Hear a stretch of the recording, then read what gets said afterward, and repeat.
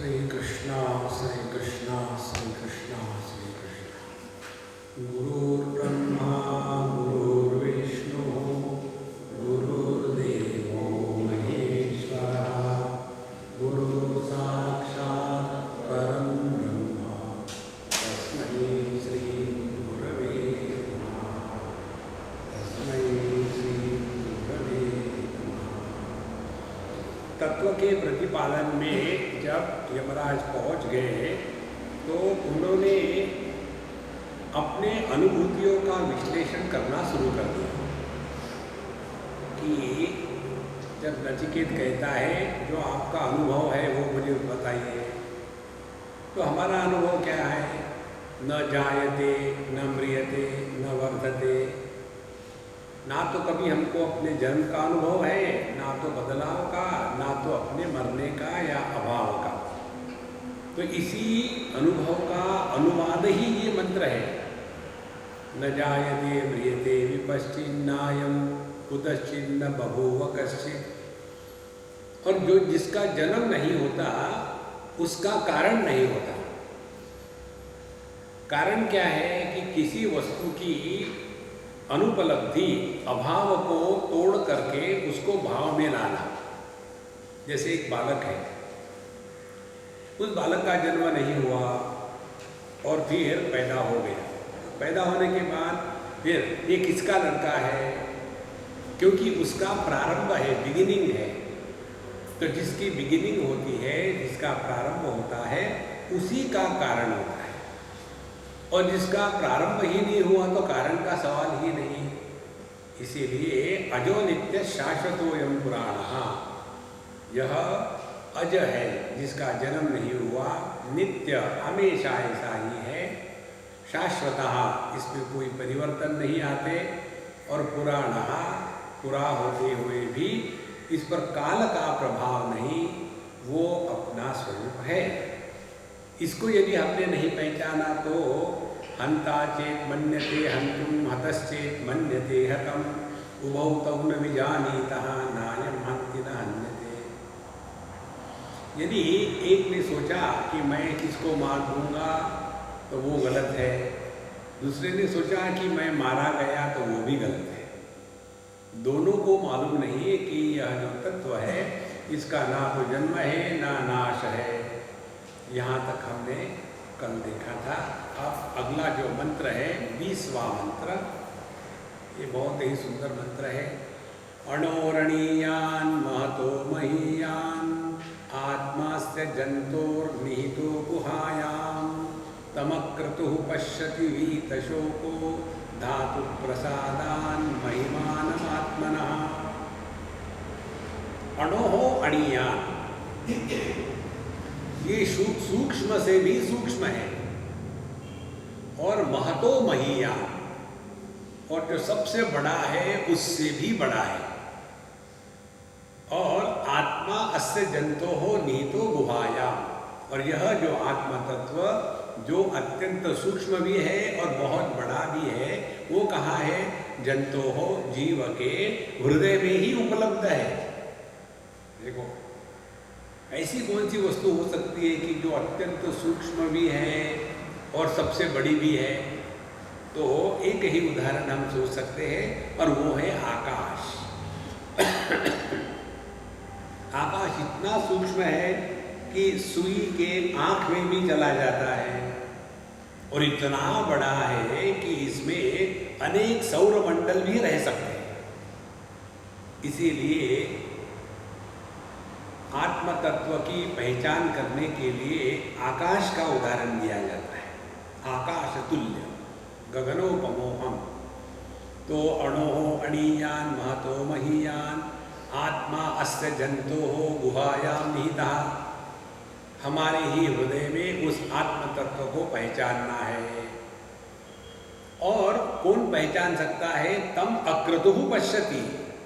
अक्रतुः माने जिसके जीवन के कोई भी कार्यकलाप किसी भी कामना से प्रेरित नहीं हो रहे हैं।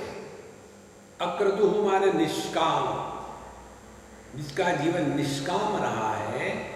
निष्काम जीवन रहने से ही अंतःकरण शुद्ध रहता है, और जब अंतःकरण शुद्ध होगा तब ऐसे शुद्ध अंतःकरण में परमात्मा का प्राकट्य उपलब्धि के रूप में होता है।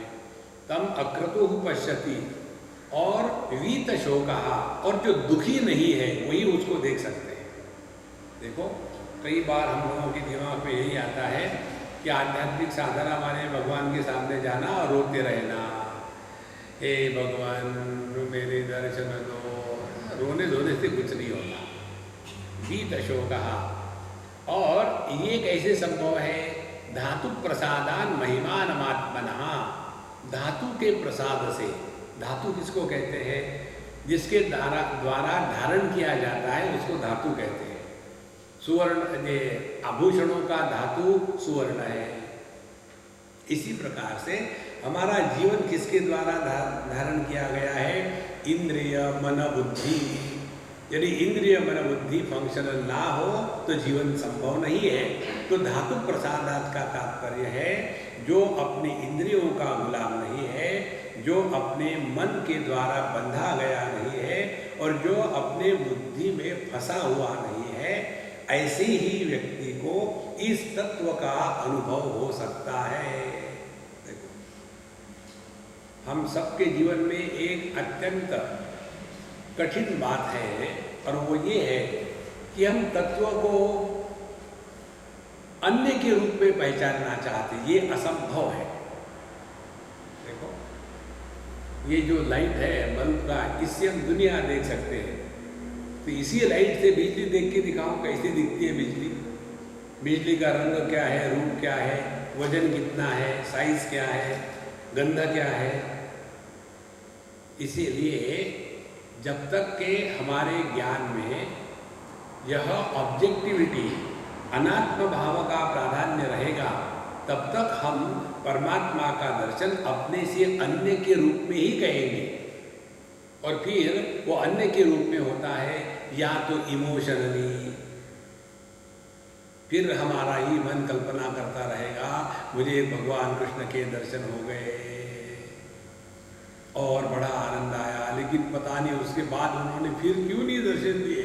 जो आके जाता है वो मन की भ्रांति है महाराज। अपने इस स्वरूप में न आना है न जाना है। इसीलिए तम अक्रतुः पश्यति। अक्रतु का तात्पर्य हो गया कि जिसने अपने इंद्रिय मन बुद्धि के परे जा करके जो अनुभव है उसको पहचाना है। देखो, हम जब अपने दृश्य और दृष्टा इन दोनों के परे जाएंगे तब जाकर के चैतन्य में स्थित हो जाएंगे। तो धातु प्रसादान महिमान आत्मना। अच्छा, ये ऐसा क्यों गड़बड़ी है, इतनी क्या बात है, क्यों ये सीधा सीधा आत्मा दिखता नहीं हमको? इसी को लेकर के लोग प्रश्न पूछते हैं कि Swami ji have you seen God? अब उनको क्या उत्तर दें?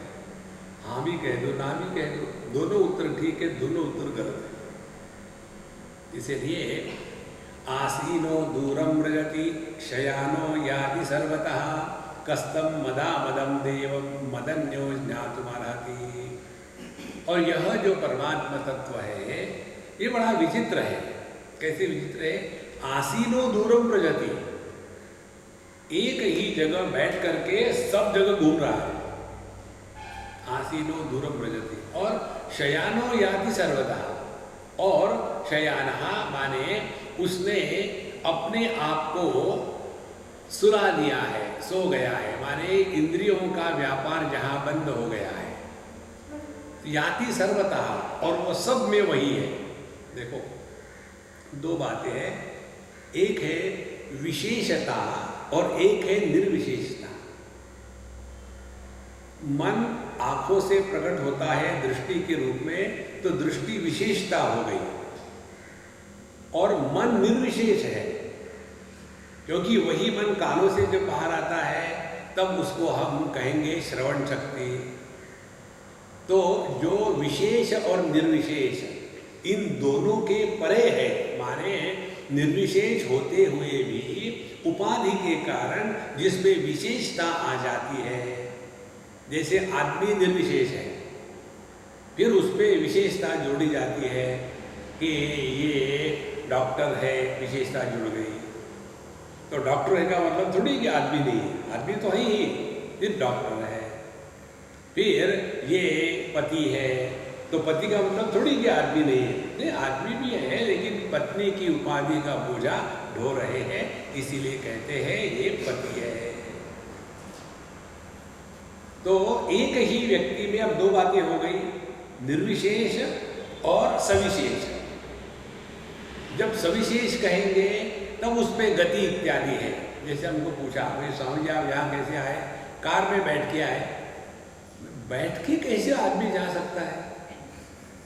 कार में तो बैठे ही थे ना। तो कार की जो गति है वो गति हम पर लागू हो गई, लेकिन हम थोड़ी चले।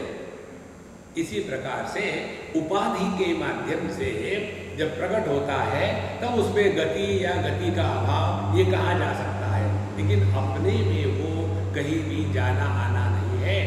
इसीलिए आसीनो दूरम व्रजति शयानो याति सर्वतः तम मदामदम देवम, वो जो देव है, वो जो परमात्मा है, मदामदम, मद माने हर्ष, अमद माने हर्ष का अभाव। ध्यान से सुनना, जो सुख और दुख दोनों अनुभूतियों का प्रकाशक है, वो इन दोनों के परे है। लेकिन यदि हमारा ध्यान सुख की तरफ रहा तो हम सोचेंगे भगवान माने आनंद स्वरूप। फिर दुख क्या है? दुख भी वही है। देखो 11वें अध्याय में भगवान श्री कृष्ण ने अर्जुन को पहले बड़ा सुंदर ट्रेलर दिखाया था। चतुर्भुज रूप, किरीटिनम शंखिनम गदिनम चक्रिणम च, बड़ा सुंदर रूप दिखाया। तो अर्जुन बड़ा खुश हो गया, और जितने भी देवता हैं 33 प्रकार के, वो सब के देवता उस विश्व रूप में है, बड़ा खुश हो गया। जितना युद्ध चल रहा है वो भी उसमें देखा, उसी विश्व रूप में बहुत खुश हो गया। और जब भगवान ने अपना जो संहार कारक रूप दिखाया, कि भगवान ने अपने मुख में भीष्मं द्रोणं जयद्रथंच, भीष्माचार्य, द्रोणाचार्य, ये सब के सब उनके मुख में, काल के मुख में जा रहे थे, और भगवान उसको चबा चबा के खा रहे थे।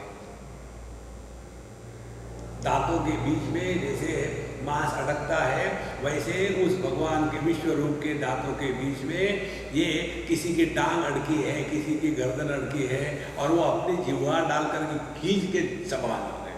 ऐसा जब रूप अर्जुन ने देखा, अर्जुन घबरा गया। को भगवान उग्र रूपा, ये उग्र रूप कौन है आप? हमने तो यही सोचा था कि आप गुड़ी गुड़ी गुड़ी गुड़ी गुड़ी गुड़ी है।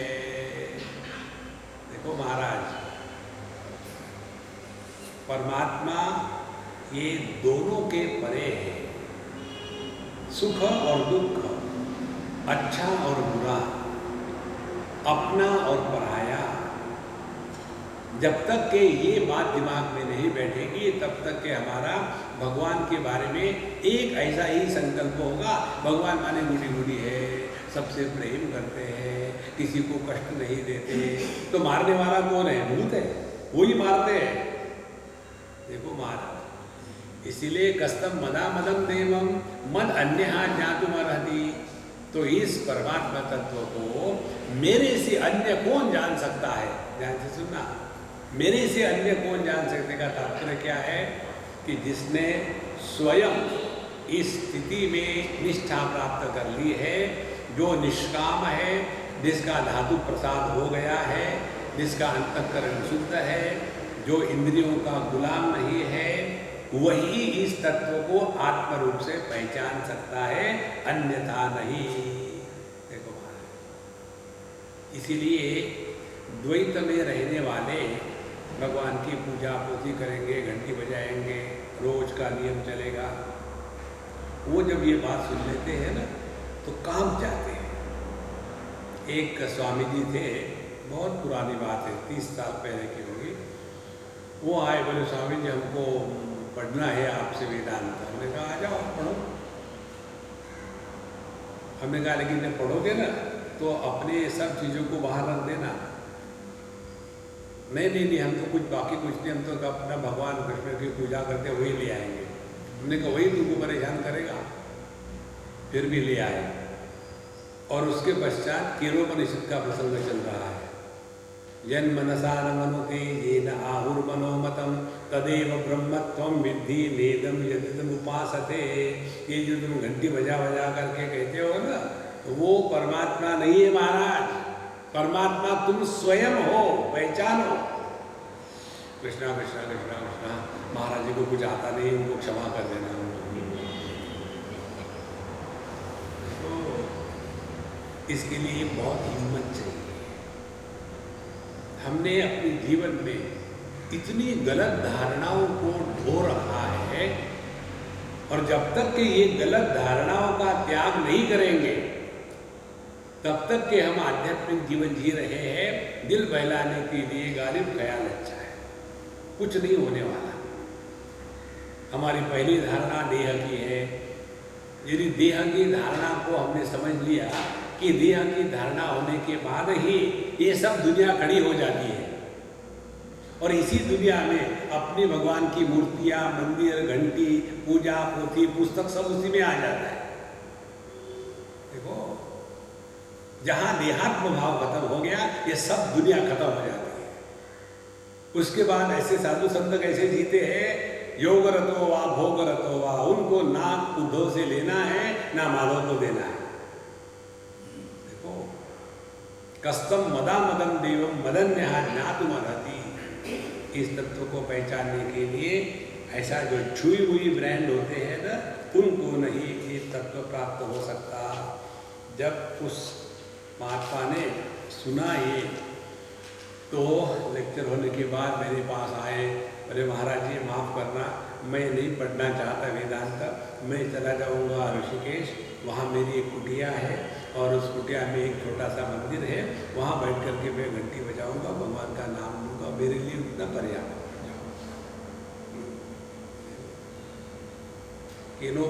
मुंडकोपनिषद कहती है नायमात्मा बलहीनेन लभ्यः। ये परमात्मा तत्व जो बलहीन है, जिनमें ये आत्मबल नहीं है। किसका कौन सा आत्मबल? यदि हमने ये समझ लिया है और स्वीकार कर लिया है कि देहात्म भाव ही बंधन का मूलभूत कारण है, और ये देहात्म भाव की निवृत्ति यही साधना का लक्ष्य है, ये जब तक के अपने दिमाग में नहीं उतरता तब तक के हमारे लिए, जैसे योगा करते हैं लोग, योगा फॉर हेल्थ। पतंजलि अपने गृह में उल्टी पलटी खाता होगा, अरे राम राम, मैंने हेल्थ के लिए नहीं बताया योगा। देखिए नहीं, सभी जगह ये योगा में हमारे क्या, योगा करो तो आपका शुगर कम हो जाता है, योगा करो तो आपको हार्ट का ट्रबल नहीं होगा। अरे राम राम, जैसे गाय रखो तो आपको गोबर मिलेगा, गाय रखो तो आपको गोमूत्र मिलेगा। अरे वो तो बाय प्रोडक्ट है, गाय रखते हैं दूध के लिए। देखो, तदा द्रष्टुः स्वरूपे अवस्थानम। योग का तात्पर्य जब हम अपने स्वरूप पे निष्ठा करते हैं तब हमने योग किया है। इसीलिए इस तत्व को जानने के लिए आत्मबल चाहिए। एक जगह हम पढ़ रहे थे, एक कोई रामकृष्ण मिशन के स्वामी जी थे, नाम हमको याद नहीं। वो वाराणसी में गए किसी संत के पास पढ़ने के लिए वेदांत। तो जब वो वेदांत को पढ़ने के लिए गए तो वो संत जो थे मस्त राम थे, एकदम बूढ़े थे और बड़े पक्के हड्डी वाले थे। वहाँ ठंडक में भी वो केवल कॉटन की ही चद्दर और लुंगी पहनते थे, लकड़ी के पट्टे पर बैठते थे, गरम गुरम का चक्कर ही नहीं, अपने हाथ से बना के खाते थे। हम भी उनके पास गए थे और बड़े कर्मठ पक्के, किसी से लेना नहीं देना। और जब कोई पढ़ने को आता तो वो आए थे, उनको कहा हाँ तुम कौन हो? रामकृष्ण मिशन का स्वामी हूँ। ऐसे करना, बाहर चले जाओ, गए वहाँ, और वहाँ जहाँ जूते रखे हैं वहाँ रामकृष्ण को रख के आ जाओ।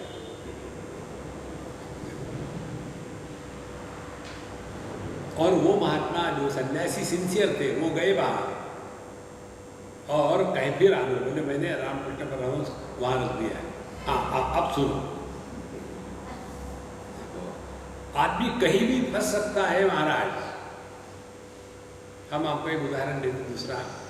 एक अम्माई हमारी दिल्ली में बहुत क्लोज है, हमको हमेशा इधर उधर ले जाती थी, सत्संग में आती थी, खूब अच्छी। एक बार उसने मुझे पूछा, स्वामी जी आप मुझे कुछ विशेष उपदेश देंगे क्या साधना के लिए? हमने कहा तुमने अपने आप पर परेशानी मांगी है तो मैं क्या करूं? बोले क्या? तुम भजन गाना बंद कर दो।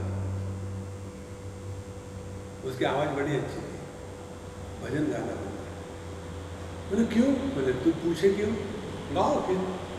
You ask me I told you stop singing bhajan kirtan. बोले नहीं, मैं इसलिए कह रही हूँ कि आप तीसरे महात्मा हैं। पहले दो महात्माओं ने मुझे यही कहा था कि तुम भजन गाना बंद कर दो, और मुझे आश्चर्य इस बात का लगा आप मुझे कैसे कहते हैं कि भजन गाना बंद कर दो। हमने कहा हम तीनों का मिली भगत हो गया है। देखो महाराज, मनुष्य फंस जाता है। ये जितने भजन गाने वाले तबला पेटी वाले होते हैं ना, वो राग द्वेष में ही फंसे रहते हैं, परमात्मा का दर्शन नहीं होता। देखो मीराबाई जब गाती थी तो कन्हैया के लिए गाती थी, और अब जलोटा जब गाते हैं तो लोटों के लिए गाते हैं, लोटों के लिए। भक्ति से जो भगवान का भजन होता है वो स्टेज पर परफॉर्मेंस नहीं होता। देखो, और आदमी फिर उसी में फंस जाता है। इसीलिए जिन जिन गलत धारणाओं को हमने पकड़ के रखा है उसको यदि हम त्याग देंगे तभी ये तत्व का दर्शन हो सकता है, अन्यथा नहीं। अशरीरम शरीरेषु अनवस्थेष्वस्थितम महांतम विभुमात्मानं मत्वा धीरो न शोचति। अशरीरम शरीरेषु, जो शरीर में होते हुए भी शरीर ही नहीं है। देखो कैसे समझे इसको, जो शरीर में होते हुए भी शरीर ही नहीं है, माने जो पति होते हुए भी दुखी नहीं है। अब देखो इसका अर्थ क्या हो गया। नॉर्मली पति माने पतित पावन सीताराम। इसी प्रकार से देह के माध्यम से भले प्रकट हो रहा हो, लेकिन देह की जो कमियां है, देह का जो प्रभाव है जिसके जीवन में नहीं है, उसी ने अपने स्वरूप को पहचाना है। इसको ऐसा समझो, now we are all living as body for the body on everybody, democratic. अब ये जो साधु संत जिन्होंने अपने स्वरूप को पहचाना है उनका क्या है, they are no more living as the body but they are living through the body. एकदम परिवर्तन जीवन में आ जाएगा। इसीलिए अशरीरम शरीरेषु। और जब हमने ये समझ लिया, अनुभव कर लिया कि जो मन आँखों में दृष्टि के रूप में प्रकट हो रहा है, वही मन कानों में श्रवण शक्ति रूप में प्रकट होता है, तो मन के लिए ये भिन्न भिन्न इंद्रियों को लेकर के राग द्वेष होगा क्या? देखो, जो बिजली दो बल्बों में से प्रकट हो रही है, एक बल्ब भगवान को प्रकाशित कर रहा है और दूसरा बल्ब जो है वो टॉयलेट को प्रकाशित कर रहा है, तो बिजली का इन दोनों के प्रति राग द्वेष होगा क्या? इसी प्रकार से जो अपने को देह स्वीकार नहीं करता बल्कि देह के माध्यम से जो प्रकट हो रहा है उधर हमारा ध्यान है। देखो, जब हमारा ध्यान देह की तरफ होगा तो भेद के सिवा और कुछ नहीं दिखेगा। और जब हमारा ध्यान जो देह के माध्यम से प्रकट हो रहा है उधर होगा तो देह का और जो अनेकता है इन दोनों का हमारे लिए कोई महत्व नहीं रहेगा। अशरीरम शरीरेषु अनवस्थेषु अवस्थितम, और जितने भी अनित्य पदार्थ है उनमें जो नित्य रूप से उपलब्ध है वह अपना स्वरूप है। देखो, देह हमारा अनित्य है, नित्य निरंतर बदल रहा है, लेकिन हमको अपने में बदल आया ये कभी अनुभव आ ही नहीं सकता। हम तो ज्यों के त्यों हैं। इधर थोड़ा सा ध्यान देना, कॉन्सेंट्रेट मत करना। हम कॉन्सेंट्रेट के एकदम विरोधी है। Never concentrate on anything. Concentration is always on others. About A self, self awareness, remain aware.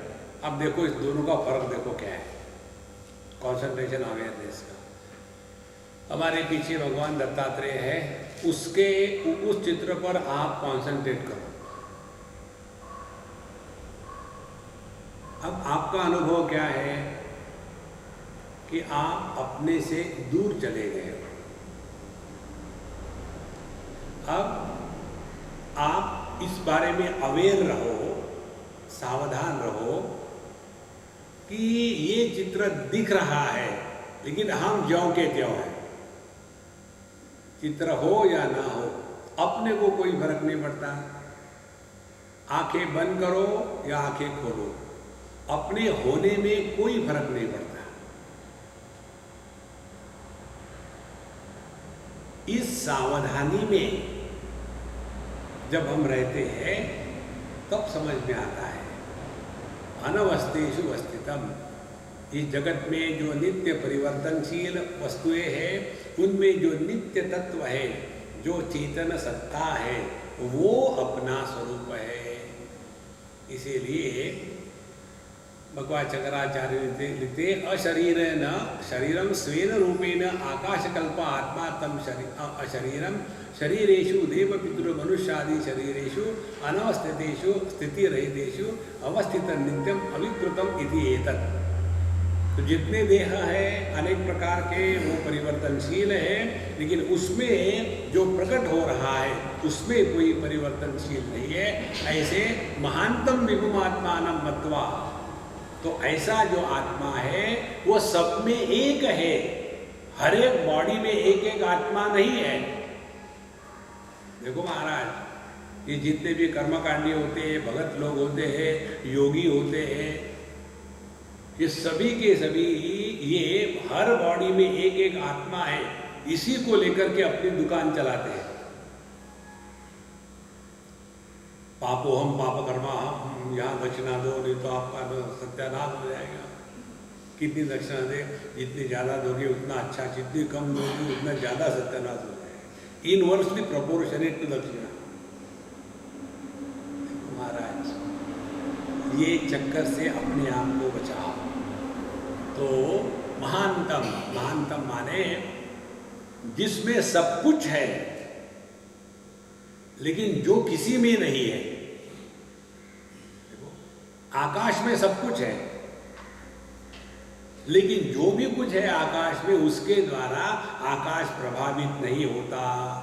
अब इसी तत्व को लगाओ, सभी की सभी वृत्तियां मन में है, लेकिन मन ना तो अच्छा होता है ना तो बुरा होता है। सभी की सभी अनुभूतियां जागृत स्वप्न सुषुप्ति समाधि जिस चेतन सत्ता में है, तो जागृत अनुभूति के कारण चेतन सत्ता जागृत पुरुष नहीं बनती, स्वप्न की अनुभूति के कारण चेतन सत्ता स्वप्न पुरुष नहीं बनती, सुषुप्ति की अनुभूति के कारण चेतन सत्ता का कभी अभाव नहीं होता, वो कभी सोती नहीं। ऐसा जो नित्य उपलब्ध तत्व है महानतम, जो सब में है लेकिन सबके परे है, विभुम सर्वगतम, जो सब में व्याप्त है, आत्मानं मत्वा, ये अपना स्वरूप है। मत्वा माने इसको जानकर पहचान।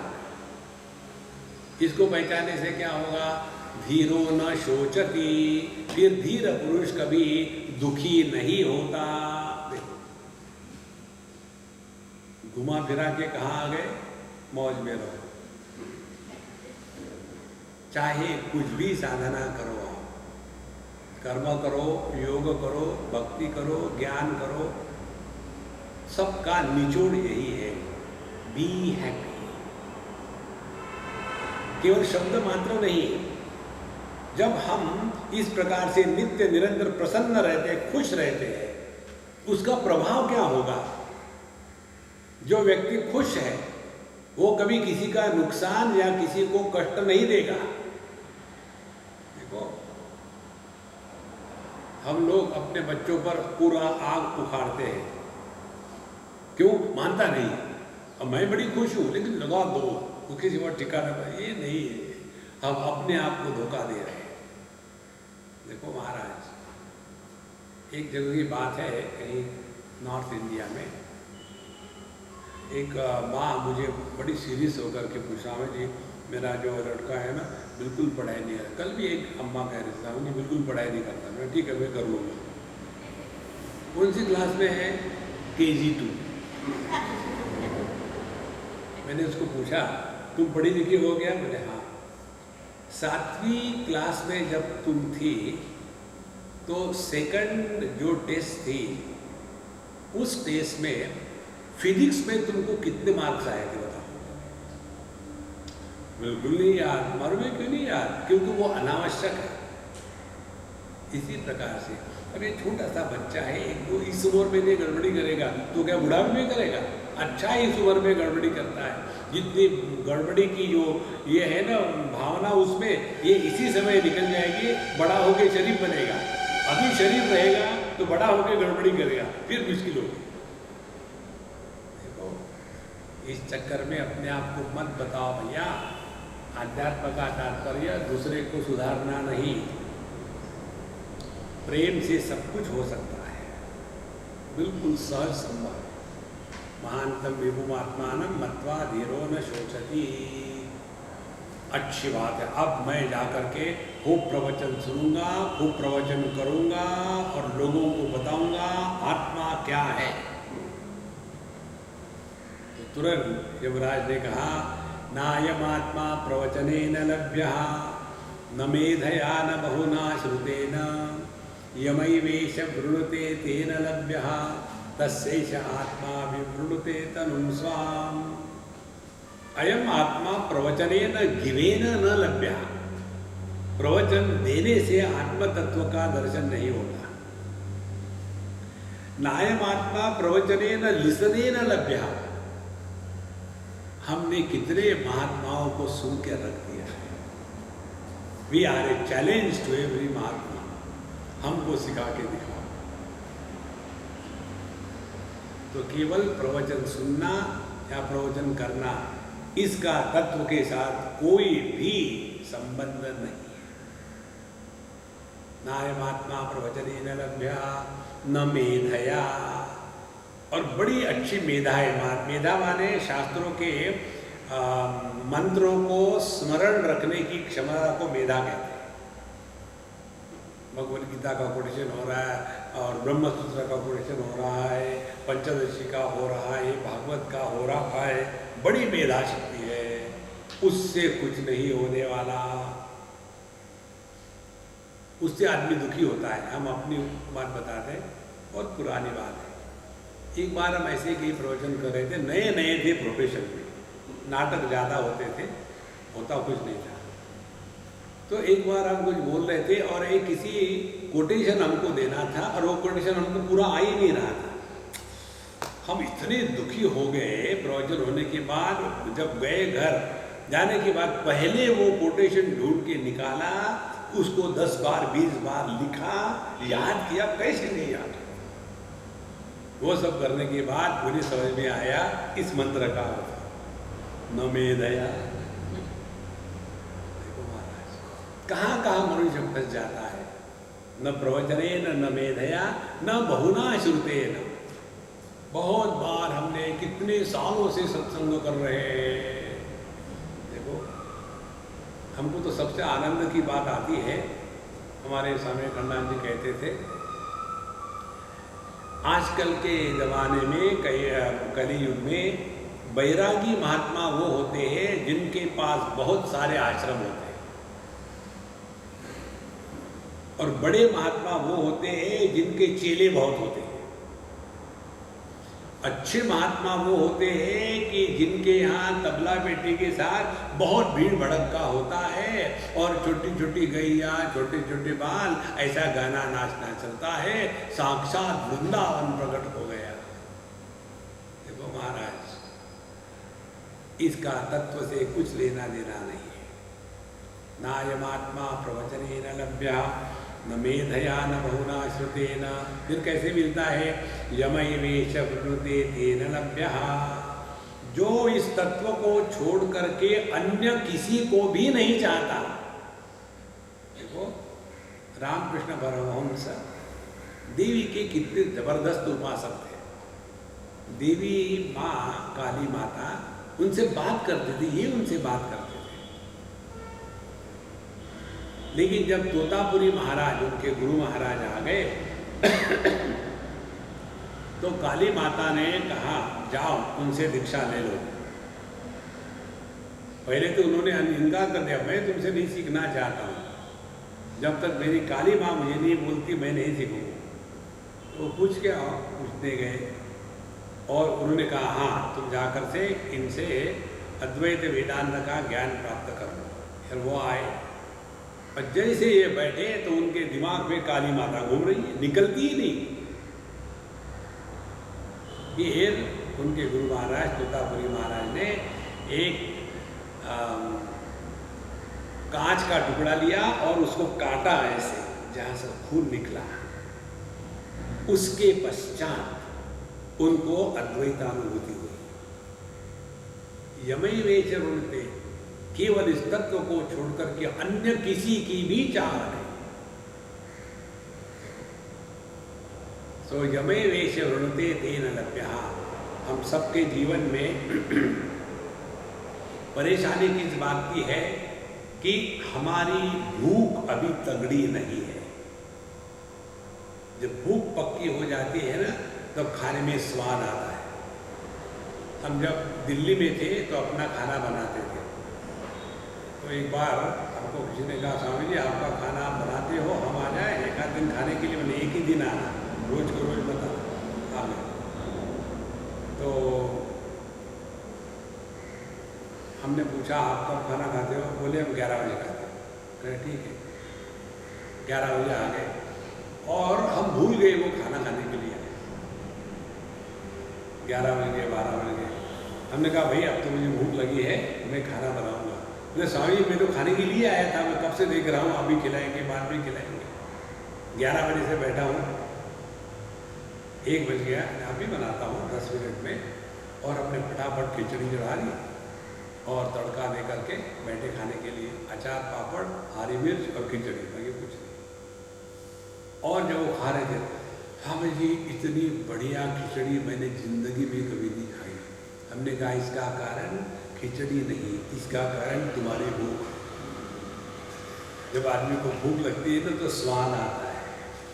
इसी प्रकार से जब हमको प्रभु के दर्शन की भूख लगती है, यमैवेश वृणुते, जो तत्व को छोड़ करके और कुछ भी नहीं वर्ण करना चाहता, ऐसे को विवृते तनुम स्वाम, ऐसे के सामने परमात्मा अपने आप को प्रकट कर देते हैं। अब इस अनुभव का आप कैसे वर्णन करोगे? आप हो,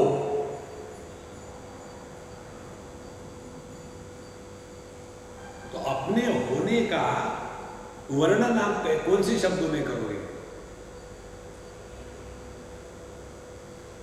अपने होने को शब्द स्पर्श रूप रस गंध ये गुण है क्या? नहीं।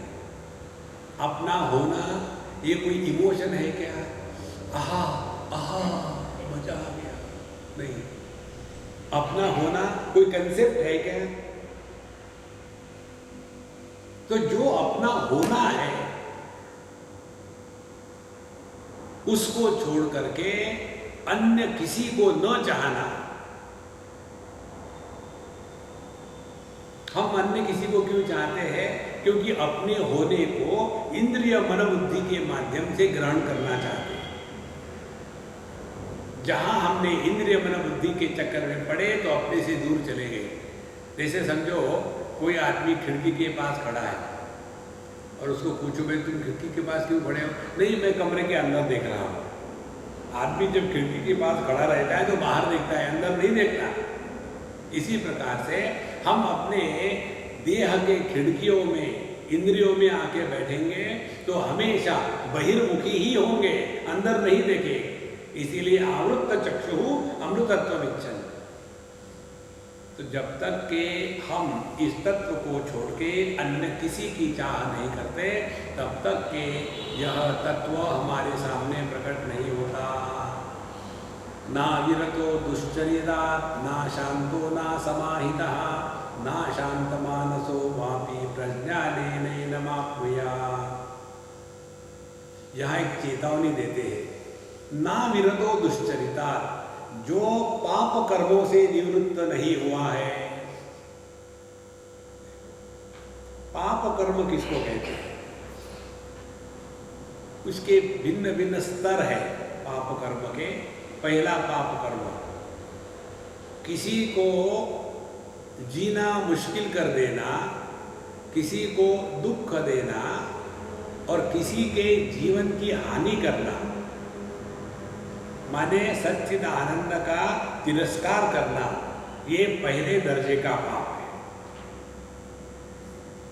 देखो, इस जगत में हमको किसी के भी जीवन को बर्बाद करने का कोई अधिकार नहीं। किसी को मदद नहीं कर सकते, नेवर माइंड। किसी का नुकसान नहीं करना चाहिए। किसी को आदर नहीं दे सकते तो नेवर माइंड, किसी का अपमान नहीं करना। किसी से प्रेम नहीं कर सकते तो नेवर माइंड, किसी से द्वेष नहीं करना चाहिए। किसी को कुछ दे नहीं सकते तो नेवर माइंड, किसी से कुछ छीन नहीं लेना चाहिए। पहला पाप, ना विरतो दुश्चरितात्, जब तक के पाप और कर्म से निवृत्त नहीं होंगे। पहले दूसरी बात, पाप माने हैं हम जिस पोजीशन में हैं, जो हमारे कर्तव्य कर्म है, उन कर्तव्य कर्मों को न करना ये पाप है। तो जैसे हमारे बच्चे हैं, अब बच्चे हमने पैदा किए, अब उनकी देखभाल करना ये हमारा कर्तव्य है। देखो, हमारे बड़े हैं तो बड़ों का भी देखभाल करना ये भी हमारा कर्तव्य है। माने जो व्यक्ति अपने कर्तव्य कर्म के अनुसार अपने जीवन को चलाता है, वही पाप का जीवन नहीं जी रहा है। तीसरी बात पाप की, और ये पाप की तीसरी बात जो है ये हमको सबसे ज़्यादा पसंद है। कोई भी कर्म करने के पूर्व, करते समय और करने के बाद यदि मैंने ये अच्छा या बुरा किया, ऐसा भाव निर्माण हुआ तो वो पाप कर्म है।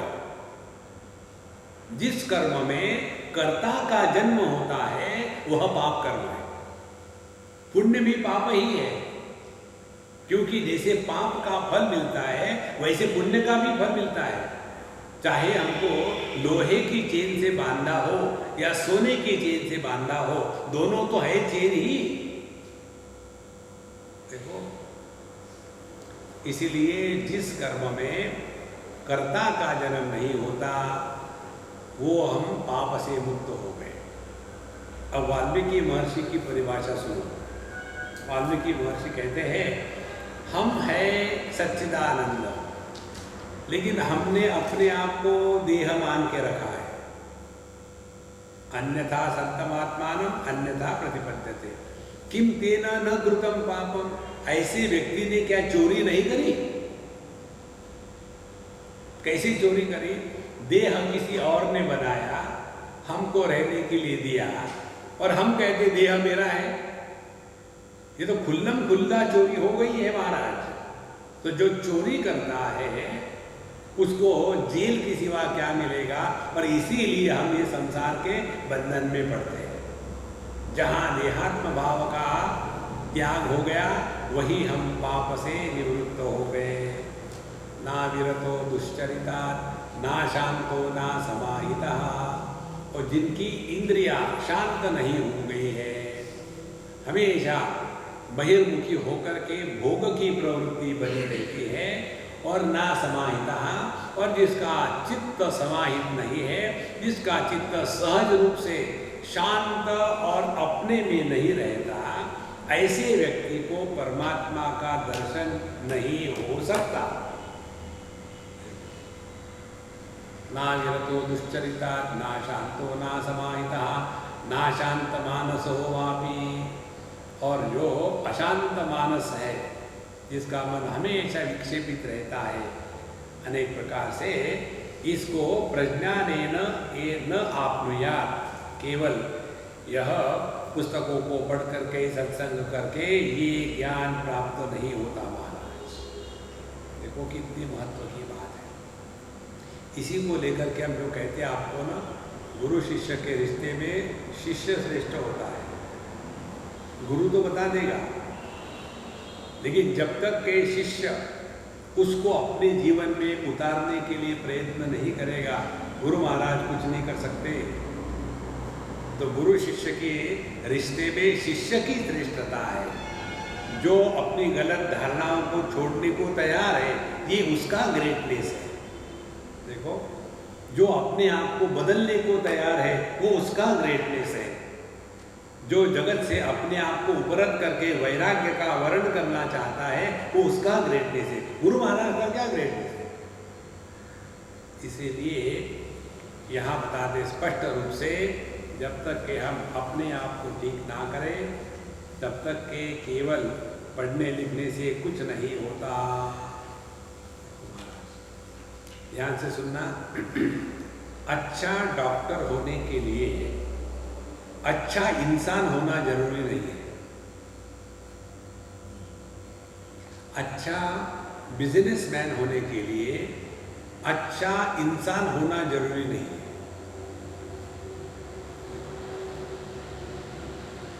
लेकिन जब अध्यात्म में हम आते हैं, तो अध्यात्म के मार्ग पर यदि हम ये कल्पना करें कि हमारा जीवन चरित्र कैसा भी रहे और हम इस तत्व को प्राप्त करेंगे, तो हम अपने आप को धोखा दे रहे हैं। इसीलिए इसको स्पष्ट समझ लें। तो समाधान फलाद अपि उपशांत मानसश्च आचार्यवान प्रज्ञानेन यथोक्तम आत्मानं प्राप्नोति इत्यर्थः। तो ऐसा जो साधक है, जिसने अपने आप को ठीक किया है, फिर आचार्य के पास जा करके आचार्यवान पुरुषो वेद, शास्त्रों का अध्ययन करके अपने में उतारता है, उसी को ये तत्व ग्रहण होता है, अन्यथा नहीं। यस्य ब्रह्म च क्षत्रं च उभे भवत ओदनः मृत्युर्यस्योपसेचनं क इत्था वेद यत्र सः। बड़ा कंट्रोवर्शियल मंत्र है।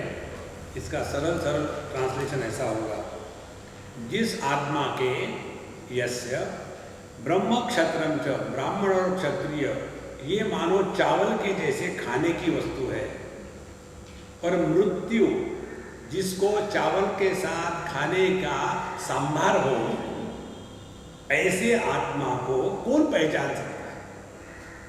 वो कितनी गूढ़ भाषा है। यस्य आत्मना ब्रह्म क्षत्रे सर्वधर्म विधारके अपि सर्वत्र त्राणभूते उभे ओशनम अशनम भवतः स्था। जगत में ज्ञान को धारण करने वाले को ब्राह्मण कहते हैं, और रक्षण करने वाले को क्षत्रिय कहते हैं। तो ब्राह्मण हो गया ज्ञान शक्ति, और रक्षण करने वाला हो गया क्रिया शक्ति। जिस एक ही परमात्मा की ये दो शक्तियां हैं, ज्ञान शक्ति और क्रिया शक्ति, और तीसरा है मृत्यु। मृत्यु है ये जड़ जगत। तो जो इस ज्ञान शक्ति क्रिया शक्ति के द्वारा माध्यम से इस जड़ जगत में रहते हुए भी इनके परे है, वही इस तत्व को पहचान सकता है। अन्यथा देखो 3 जगहों में हम फंसे रहते हैं। एक तो जगत के ये धन दौलत में फंसे हैं, जितना चाहे बहुत सारा पैसा इकट्ठा कर लिया, मकान बना लिए, बहुत सारे कर वहाँ फंसे हैं। दूसरे अनेक प्रकार के कार्यकलापों में फंसे हैं, और तीसरे अनेक प्रकार के ज्ञान में फंसे हैं। ये तीनों के परे जो तत्व है उसको कहते हैं इत्था वेद यत्र सहा। तो जब तक के योग्य साधन से संपन्न अधिकारी साधक ना हो, उसके पास यदि बौद्धिक शक्ति है या उसके पास यदि क्रिया शक्ति बहुत है या उसके पास यदि बहुत धन दौलत जगत की है, उसके द्वारा कुछ नहीं होता, क्योंकि परमात्मा इन सब के परे है। इसीलिए अपने आप को पहले लायक बनावे, तभी जा कर के इस तत्व का ज्ञान होता है, अन्यथा नहीं। अब देखो यहाँ प्रथम अध्याय की द्वितीय वल्ली पूरी हो गई। अब प्रथम अध्याय में एक और वल्ली है, तृतीया वल्ली। इस तृतीया वल्ली को हम प्रारंभ करते हैं, और इस वल्ली में आपको अनेक सुंदर सुंदर बातें समझने को मिलेगी। ऋतं पिबन्तो इति वल्याः संबंधः विद्या विद्ये नाना विरुद्ध फले इति उपन्यस्ते न तु सफले इति यथा वर्णिते इति तन्निर्णयार्थ रथरूप कल्पना तथा च प्रतिपत्ति सौकर्यम एवं च प्राप्य गंतृ गंतव्य विवेकार्थम द्वौ आत्मानो उपन्यस्यते। यहाँ तक के 2 प्रकार की बातें बताई गई है। एक तो जो नचिकेत ने मांगा था, क्या मांगा था कि मेरे पिता जो है वीतमन्यो शांत संकल्प यथा स्यात्, मेरे पिताजी गुस्सा छोड़ करके शांत हो जाए, उसके बाद स्वर्ग को प्राप्त करने की जो अग्नि है वो मुझे बताओ। ये दोनों हो गए अपर विद्या का क्षेत्र। और फिर उसने मांगा था पराविद्या के बारे में, अन्यत्र धर्मात् अन्यत्र अधर्मात् अन्यत्र अस्मात् कृता कृतात्, ये दोनों बताने के पश्चात अब भगवान शंकराचार्य कहते हैं इनके दोनों के फल भिन्न हैं। यदि हमने जगत में अच्छी तरह से रहे, अपने बड़ों की सेवा करी इत्यादि करी, तो हम जाएंगे पितृलोक में, वापस वहाँ से फिर आ जाएंगे। यदि हमने समाज सेवा करके अच्छे कार्य किए इष्टापूर्त, तो हम चले जाएंगे स्वर्ग में, लेकिन फिर वापस आ जाएंगे। और तीसरा जो ऑप्शन है, यदि हमने अपने स्वरूप को पहचाना, तो फिर उसके लिए जाना आने का चक्कर नहीं है। तो ये इनके जो फल है ये विरुद्ध है, एक दूसरे से भिन्न है। तो इन फल को प्राप्त करने के लिए कौन साधना कर रहा है, इसका निर्णय अब लेना है। जब हम कहते हैं कि मैं कह रहा हूँ, अब इस मैं का क्या अर्थ है, ये बताने के लिए यह तृतीया वल्ली प्रारंभ होती है। ऋतं पिबन्तौ सुकृतस्य लोके गुहां प्रविष्टौ परमे परार्धे छाया तपौ ब्रह्मविदो वदन्ति पंचाग्नयो ये तृणाचिकेताः। ऋतं पिबन्तौ, ऋतं माने कर्मफल, पिबन्तौ माने भोग करते। ये जो ड्यूअल केस है ना, लाइक रामः रामौ रामाः, हरि ही हरि हरयः, कवि ही कवि कवयः, तो ये जो ड्यूअल केस है इसमें 2 हो गए। तो अपने सुकृत के, अपने कर्मों के फल ऋतम भोगने वाले 2 है।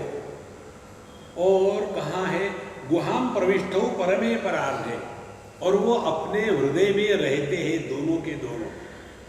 छाया तपो ब्रह्म विदो वदंती, और ये दोनों कैसे हैं, एकदम एक दूसरे के विरोधी जैसे है।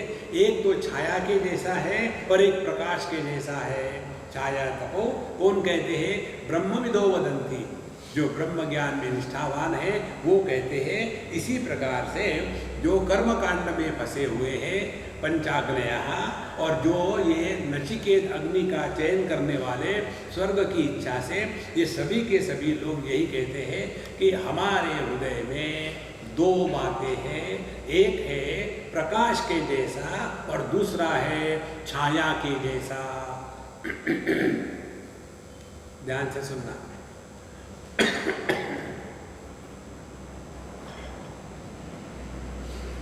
निकाल दिया था क्या कि रखा था? दूसरा चेंज किया। अच्छा।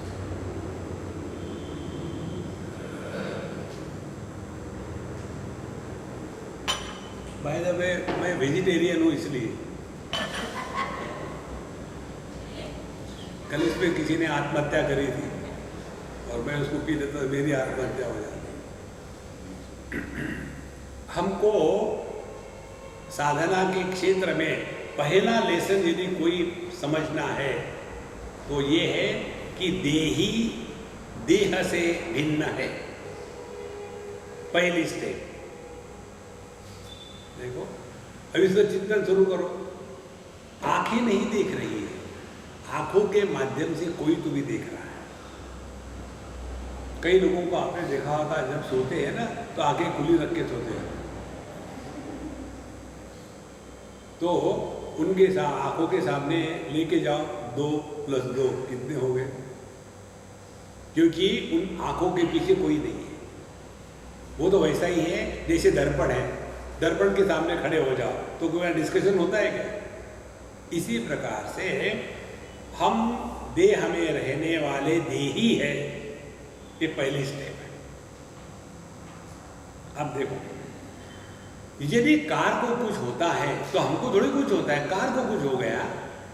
इसी प्रकार से देह और देह के संबंधी जो है उसका अपने साथ कोई लेना देना नहीं है। देखो, माता पिता बंधु सखा अपनो नहीं कोई, साधु संग बैठ बैठ लोक लाज खोई, मेरे तो गिरिधर गोपाल। तब जाकर के भक्ति का अर्थ समझ में आता है। और हमारे लिए आध्यात्मिक साधना माने क्या? बाबा जी बनने के बाद भी वहाँ रिश्ते नाते निर्माण करते हैं। ये हमारे चाचा गुरु है, ये हमारे मामा गुरु है, ये हमारी गुरु माँ है, ये हमारे गुरु दादी है, ये हमारे गुरु भाई है। अरे राम राम राम, संसार वहाँ भी निर्माण करते हैं। ये अध्यात्म नहीं है महाराज। तो पहली स्टेप होती है अध्यात्म में, हमको हम देही देह से अन्य है ये स्वीकार करें, और ये स्वीकार करने के पश्चात उसको दृढ़ करने के लिए अब ये सभी सिद्धांतों का विश्लेषण करें कि हमारे जीवन के जो सुख दुख है उसका कारण हमारा प्रारब्ध, अन्य कोई नहीं। प्रारब्ध माने क्या? पिछले जन्म में हमने जो उचापत करी थी उसके फलस्वरूप जो इस जन्म में मिल रहा है उसको प्रारब्ध कहते हैं। माने पिछले जन्म में जब ये देह नहीं था तब भी हम थे, और इस जन्म में जो उल्टी सीधी बातें कर रहे हैं इसको लेकर के अगले जन्म में सुख दुख भोगने के लिए आना पड़ेगा। माने देह के नष्ट होने के बाद भी हम रहेंगे। और यदि ये ज्ञान हो जाता है तो हमको मृत्यु का डर कैसे लगेगा? देखो संतो, अध्यात्म का तात्पर्य निर्भय होकर के जीना। डर डर के जो जीते हैं वो जी थोड़ी रहे, वो तो मर रहे हैं। देखो, तो जब ये बात स्पष्ट हो जाती है कि देही देह से अन्य है। देखो, आंखें नहीं देखती, आंखों के पीछे कोई है। रसना नहीं चखती, रसना के पीछे कोई है। कान नहीं सुनते, कान के पीछे कोई है। जिह्वा नहीं बोलती, जिह्वा के पीछे कोई है। अब ये सवाल आता है, इसको यदि स्वीकार किया तो उसका प्रभाव क्या होगा? तो पहला प्रभाव ये होगा कि जन्म मृत्यु का डर अंतःकरण से निकल जाएगा। दूसरा प्रभाव ये होगा कि हम देह को लेकर के जितने रिश्ते नाते दोस्त दुश्मन निर्माण करते हैं इसका कोई भी अर्थ नहीं है। अब तीसरा इसका जो परिणाम होगा वो ये होगा कि ये जो सुख दुख के अनुभव करने वाला कौन है, ये इसका क्या स्वरूप है,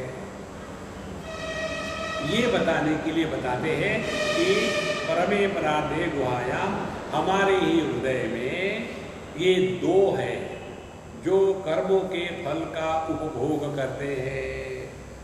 अच्छा, जब ऐसा कहा तो क्या दो है रियली? देखो, ये गड़बड़ी यही है, ये दो नहीं है, एक ही। लेकिन दो से प्रतीत होते हैं। देखो, आदमी और पति क्या दो है? एक ही है। अब जब पत्नी के साथ रहता है आदमी तो वो बन गया पति। पति बनने के बाद सुख का सवाल ही नहीं। देखो, तो जब परमात्मा पंचकोशों के माध्यम से प्रकट होता है तब उसको जीव कहते हैं। तो पंचकोशों का बोझा, पत्नी का बोझा सर पे उठा के ले जाने वाला व्यक्ति कैसे सुखी रहेगा? तो कौन उपभोग कर रहा है? देखो, इसको ठीक से समझ लेना।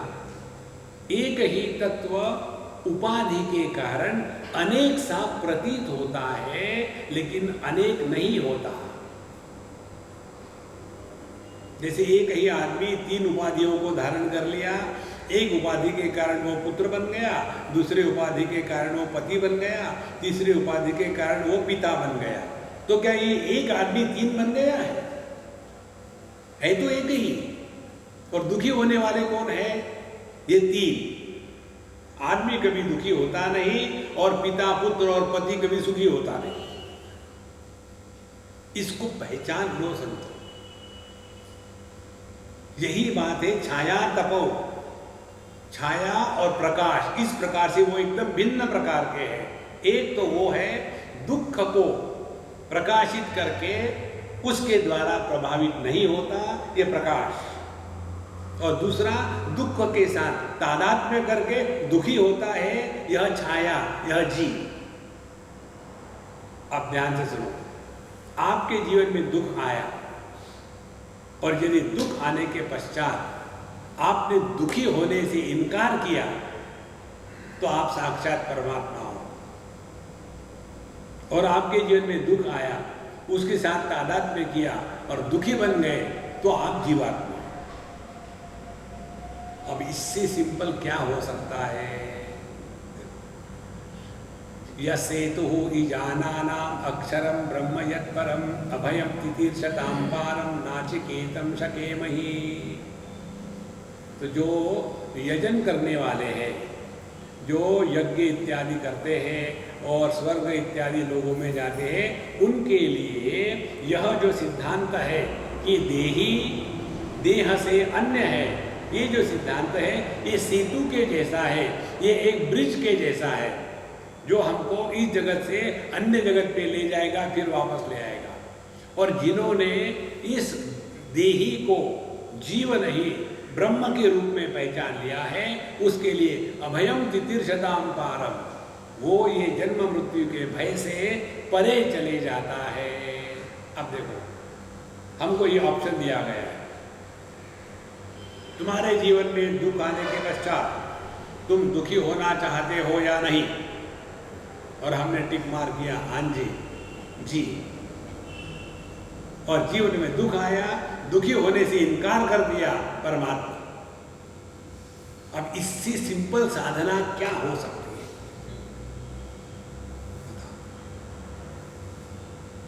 लेकिन हमको साधना माने जितना आडंबर ज्यादा होगा उतनी ज्यादा साधना है। और जितनी आडंबरी साधना होती है ना, उसमें परमात्मा कम होता है, आडंबर ज्यादा होता है। देखो, पूजा पोथी करने के लिए बैठेंगे, हो गया, और घंटी दिखती नहीं बजी। इनके घंटी गायब हो गई तो पूरे दिन में, पूरे जगत में घंटे बज रहे, घंटी कहाँ गई? इसीलिए इधर ध्यान देवे। दुख को हम प्रकाशित करने वाले हैं या दुख के द्वारा प्रभावित होने वाले? इसीलिए दुख के साथ प्रभावित हो गए तो दुखी जीव, दुख के द्वारा प्रभावित नहीं हो गए तो परमात्मा। अब चॉइस अपना है। अभयम तितीर्षतां पारम नाचिकेतम शकेमहि। हम इस तत्व को अपने जीवन में उतार सके। मानो ये ब्रह्म से प्रार्थना हो रही है कि जो भय शून्य संसार को पार करने की इच्छा वालों का परम आश्रय है, उस अक्षर ब्रह्म को जानने में हम समर्थ हो जाए। अब इसको समझाने के लिए यहाँ एक रथ की कल्पना बांधते हैं। तत्र उपाधिकृतः संसारी विद्या विद्ययोः अधिकृतः मोक्षगमनाय संसारगमनाय च तस्य तत् उभयगमने साधनो रथ कल्प्यते। अब जो उपाधिकृत संसारी, जो ये पंचकोशों की उपाधि लेने वाला संसारी है, उसके लिए दो मार्ग हैं। एक है विद्या का मार्ग, एक है अविद्या का मार्ग। अविद्या का मार्ग माने कर्म का मार्ग, और विद्या का मार्ग माने तत्व चिंतन का मार्ग। और ये दोनों मार्गों को लेकर के पहला जो मार्ग है विद्या का, वो मोक्ष गमनाय च, जिसके द्वारा हम इस सापेक्षता के जीवन से मुक्त हो जाते हैं। और जो दूसरा अविद्या का मार्ग है, वो इस संसार के चक्कर में फंसे रहते हैं। ये समझाने के लिए अब एक रथ की कल्पना करी जाती है। ये रथ की कल्पना बड़ी सुंदर है।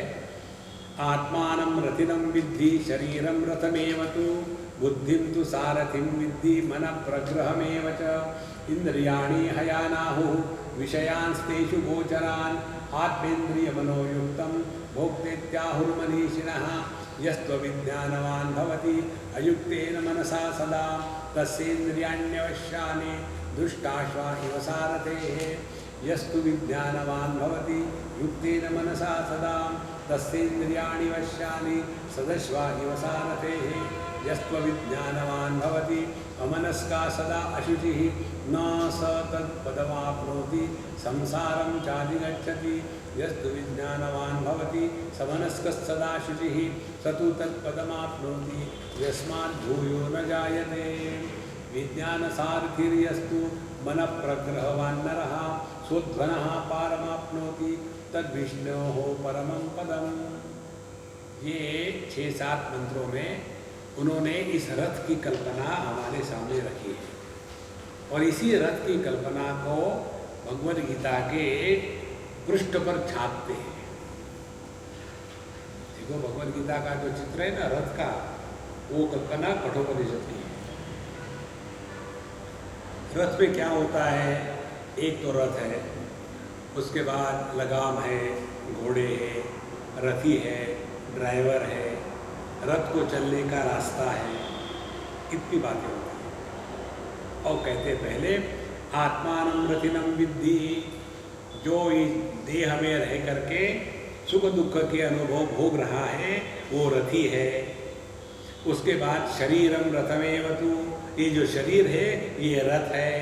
बुद्धिम तु सारथिम विद्धि, बुद्धि जो है वो सारथी है, इस रथ को योग्य दिशा में ले जाने का विवेक जिसके पास है। और मन प्रग्रहमेव च, और मन जो है वो घोड़ों को बांध करके सारथी के हाथ में दिए गए हैं। और फिर घोड़े क्या है? इंद्रियाणि हयानाहुः, हमारे इंद्रिय जो है वो घोड़े हैं। विषयांस्तेषु गोचरान्, और उनके जो जो विषय है शब्द स्पर्श रूप रसगंध, इन विषयों में ये इंद्रियों के घोड़े दौड़ते रहते हैं। और आत्मेन्द्रिय मनोयुक्तम भोक्ता इत्याहुर्मनीषिणः, और जो इस इंद्रिय मनोबुद्धि और देह से तादात्म्य करके इस देह में सुख दुख के अनुभव भुगत रहा है उसको भोक्ता या जीव कहते हैं। देखो, पूरा का पूरा चित्र हो गया। घोड़े है, लगाम भगवान कृष्ण के हाथ में है, भगवान कृष्ण सारथी है, और रथ में बैठा है अर्जुन। अब देखो, हमारे जीवन का रथ कौन हाँक रहा है? शाम या काम? जब हमारे जीवन का रथ हाँकने वाला काम होगा तो उसकी गति भिन्न होगी, और यदि हमारे जीवन का रथ हाँकने वाला शाम होगा तो उसके जीवन की गति भिन्न होगी। और उसके लिए भी कहते हैं कि यहाँ तो अविज्ञानवान भवति अयुक्तेन मनसा सदा, और जो व्यक्ति कहते हैं अविज्ञानवान भवति, जिसको योग्य प्रकार का सारथी नहीं मिला। देखो, महाभारत के युद्ध के समय भगवान कृष्ण अर्जुन के सारथी थे। दुर्योधन का सारथी था शल्य, और शल्य माने जैसे किसी के हृदय में कांटा होना है उसको शल्य कहते हैं, शल्य था। और उसका समर्पण पांडवों के प्रति था, क्योंकि वो पांडवों का मामा था, माद्री का भाई था। अच्छा, लेकिन दुर्योधन ने क्या चालाकी करी, जब शल्य आ रहा था पांडवों की तरफ से ज्वाइन होने के लिए, तो इसने आगे जाकर के अगवानी करी। बोले वो क्या हम के एक ही मामा जी आइए, आप तो हमारे भी उतने ही मामा हैं जितने उनके हैं। और उनको बहुत खिलाया पिलाया, उनकी बड़ी अगवानी करी और आराम से ले आए। और पांडव बाकी कामों में बिजी थे। अब उनको पता था कि मामा अपने घर के, उनको क्या अगवानी करनी है, बाकी का काम पूरा कर ले, इतना काफी था। और शल्य को दुर्योधन ने खिला पिला करके फिर कहा, मेरा रथ आप चलाओ। अब किसकी रोटी खाई हो तो आदमी कैसे ना कहे। वो आया था असल में पांडवों के तरफ से ज्वाइन होने के लिए, लेकिन अब दुर्योधन ने उसको अपने साथ जोड़ लिया, लेकिन उसका समर्पण पांडवों के प्रति था। तो ऐसा जिसका सारथी विज्ञानवान ना हो, समझदार ना हो, यहाँ तो अविज्ञानवान भवति अयुक्तेन मनसा सदा। और उसका मन भी इतना लेची पेची है कि जैसे कल्पना करो, कल्पना करने के लिए पैसे नहीं लगते। आप घोड़े के लगाव हाथ में पकड़ के बैठे हो और आपके बाहु में शक्ति नहीं है, और घोड़ों ने जोर से झटका दिया, तो लगाम के साथ घोड़ों के सामने जाके पड़ोगे। अविज्ञानवान भवति अमनस्कः मनसा सदा तस्य इंद्रियाणि अवश्यानि। ऐसे व्यक्ति की इंद्रिय उनके कंट्रोल में नहीं रहती। आप सबका पूरा समझ लो, जिसकी विवेक बुद्धि जागृत नहीं है, वो व्यक्ति अपने मन को नियंत्रण में नहीं रख सकता, और मन को नियंत्रण में नहीं रखा तो वो अपने इंद्रियों का गुलाम बन जाता है, और जो इंद्रियों का गुलाम बनता है उसका जीवन सत्यानाश हो जाता है। देखो, इसीलिए तस्येन्द्रियाणि अवश्यानि दुष्टाश्वा इव सारथे। यदि सारथी घोड़ों को चलावे लेकिन लगाम भी ठीक नहीं है और घोड़े भी कंट्रोल में नहीं है, तो ऐसे रथ की क्या स्थिति होगी, वही स्थिति हम लोगों के जीवन की होती है। विरुद्ध चित्र देते हैं, यस्तु विज्ञानवान भवति युक्तेन मनसा सदा तस्येन्द्रियाणि वश्यानि सदश्वा इव सारथेः। लेकिन जो विज्ञानवान है, समझदार है, जिसने अपने जीवन को प्रेय श्रेय के रूप से पहचान लिया है, जिसने अपने जीवन में सत्य की प्रतिष्ठा के सिवा अन्य कुछ भी नहीं चाहा है, ऐसा युक्तेन मनसा सह, और जो योग्य प्रकार के मन के द्वारा युक्त है और उसकी सभी की सभी इंद्रिय अपने वश में है, तो ऐसा व्यक्ति अपने जीवन का भला कर सकता है। अन्यथा हम अपने ही जीवन का सत्यानाश करते। जैसे किसी रथ को अच्छे घोड़े जूते हो तो वो रथ ठीक जगह पहुंच जाता है, और दुष्ट अश्व लगे हो, दुष्ट घोड़े लगे हो तो वो रथ गलत स्थान पर पहुंच जाता है। यस्त्व विज्ञान भवति अमनस्क सदा शुचि न स तत्पदमाप्नोति संसारम चाधिगच्छति। इसीलिए जो अविज्ञानवान है, जिसका चित्त अपने नियंत्रण में रहे, जो हमेशा अपवित्र रहने वाला, अपवित्र चिंतन करने वाला, अपवित्र खान पान करने वाला है, ऐसा व्यक्ति संसार को प्राप्त हो जाता है। लेकिन जो यस्तु विज्ञानवान भवति समनस्कः सदा शुचिः सतु तत्पदम आपनोति यस्मान् भूयो न जायते। कि जो विज्ञानवान है, जिसकी समझ ठीक है, समनस्कः, जिसकी चित्त मन ठीक से संयमित है और हमेशा सदा शुचि ही, हमेशा पवित्र रहने वाला है, उसी को वह परमात्मा का पद प्राप्त हो जाता है। जहाँ जाने के पश्चात फिर यहाँ वापस आने का चक्कर नहीं रहता। विज्ञान सारथिर्यस्तु मन प्रग्रहवान नरः सुध्वनः पारमाप्नोति तद्विष्णोः परमं पदम्। तो भगवान का जो परम पद है उन्हीं के लिए है जिन्होंने अपनी समझ ठीक करी है, अपने इंद्रियों पर नियंत्रण है, अपना मन कंट्रोल्ड है। वही व्यक्ति परमात्मा के मार्ग पर चल करके उसको प्राप्त कर सकता है। बाकी के अपने भटकते रहते हैं। बाकी का इस वल्ली का समापन हम कल करेंगे। ओम पूर्णमदः पूर्णमिदं पूर्णात् पूर्णमुदच्यते पूर्णस्य पूर्णमादाय